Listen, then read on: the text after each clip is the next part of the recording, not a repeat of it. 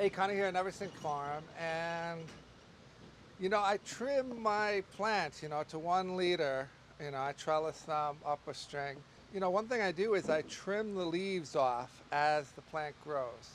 So I want to talk about why I do that and how we do it and when.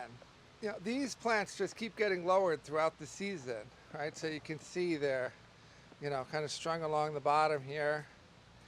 And if we had kept the leaves on, then all of these leaves that wouldn't be getting sun, they would no longer be feeding the plant anymore, and they would be turning light green and then brown, and then this would cause disease, and the tomatoes wouldn't ripen, and it would just start to be a big mess. This would be all full of leaves, right, rather than beautiful cherry tomatoes.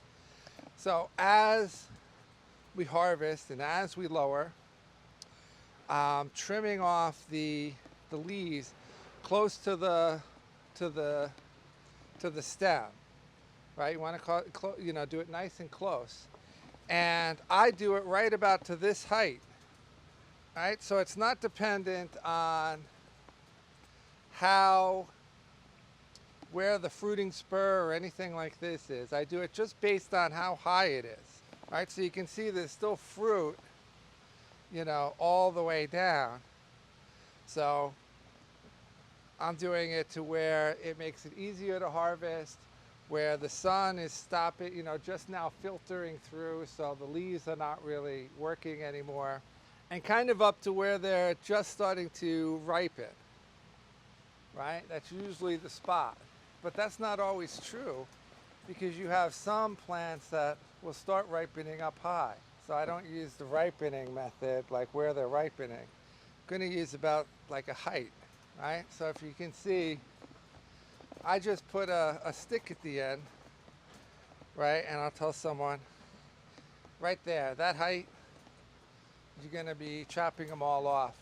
And it just makes harvesting easier. It makes the tomatoes ripen better. It's easier to see what you're doing if you need to cultivate or fertilize, and it really prevents disease problems. And that's the reason why I do it. And you got to have a sharp pair of scissors, clippers. A little orange pair that I use is a stainless steel pair, is really nice. But any sort of very sharp clippers is the best. You don't want something mushing the leaves, and just about waist high. All right, so thanks for watching, and till next time.